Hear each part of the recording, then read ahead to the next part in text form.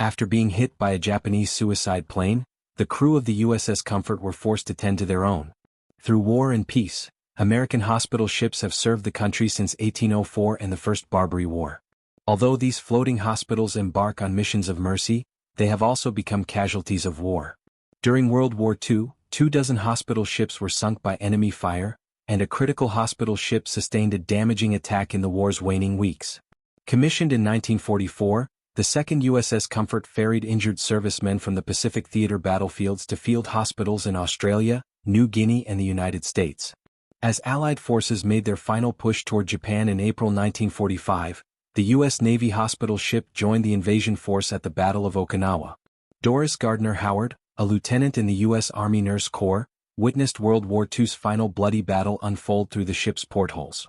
The awful reality of the battle manifested itself in the endless parade of ambulances delivering servicemen with battered bodies and shattered souls.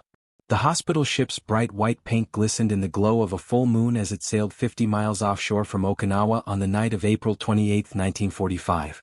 Inside the post-surgical ward of the USS Comfort, Howard began her 12-hour night shift treating some of the 517 patients aboard the ship. She had become used to hearing enemy planes roar overhead and feeling the vessel quake so violently it felt like it might overturn when nearby ships sank beneath the roiling waters. But as she was standing near her medicine cabinet loading a syringe with penicillin, she felt a jolt unlike any before. "I had to grab a stool because the ship was shaking," recalls Howard, who turned 100 years of age in 2020. And over the loudspeaker came the call, "Abandoned ship. Abandoned ship." The USS Comfort had been hit by a Japanese suicide pilot who had directed his plane at the massive Red Cross emblem painted on the ship's hull as if it were a bullseye. The Kamikaze attack struck the heart of the floating hospital, plunging through its decks and into the surgery unit, instantly killing 6 nurses, 4 surgeons and 7 patients. When the gasoline in the plane caught fire, it ignited a massive explosion that sent Howard flying, as she recalls. "I was blown right off my feet. I only weighed 85 pounds. I was thrown about 2 yards against a bulkhead and landed with my entire spine against the bulkhead and cracked my head hard. I struggled to get up." When help arrived, Howard also discovered that she had lost her hearing. In spite of her injuries, Howard refused to abandon her post or the servicemen in her care, even with the orders to abandon ship. She might not have been able to save them, but she wasn't about to leave them to die alone either. "We knew we didn't have enough lifeboats," Howard says. "I kept telling the young man next to my desk that I wouldn't leave. I had a vision of us going down with the ship." As rescue teams searched the wreckage and doused the fires, the abandoned ship order was rescinded. With their surgical, X-ray and laboratory facilities destroyed, the medical staff aboard the USS Comfort converted the mess hall into an operating room and the barber shop into a first aid station. According to a U.S. Navy report, the casualties among the ship's 700 passengers included 30 deaths, 48 injuries and 1 service member missing in action. Howard's hearing gradually returned, and she continued on her regular shifts. Now wounded itself, the crippled hospital ship sailed to Guam and received temporary repairs before continuing on to California.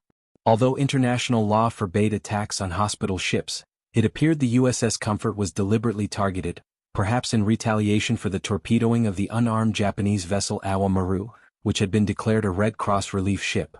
The incident on April 1, 1945, in which an American submarine mistook the relief ship for a destroyer, killed 2,000 Japanese merchant sailors and military personnel and led a Radio Tokyo broadcast to declare a week later, "We are justified in bombing hospital ships as they are being used as repair ships for returning wounded men back to the fighting front." As the forward hospital ship at Okinawa, the USS Comfort was a natural target. According to a U.S. Navy report, a kamikaze had been shot down within 75 yards of the bow of the ship on April 6 and 3 bombs were dropped near the ship on April 9 but missed their mark. It appeared the kamikaze pilot had hit his mark, however, since a document found with his body listed potential targets that included hospital ships. Decommissioned in 1946, the USS Comfort received 2 battle stars for its participation in the Leyte and Okinawa campaigns. Howard earned a Women's Army Corps Service Medal and Asiatic Pacific Campaign Medal for her service, which left her with permanent pain in her spine and damage in her left ear. The actions of Howard and her fellow service members also earned the praise of Admiral Chester Nimitz, Commander-in-Chief of the U.S. Pacific Fleet, who declared, "The cool and efficient manner with which the Comfort met the situation when a Japanese plane attacked her while on a mission of mercy is a source of pride and gratification."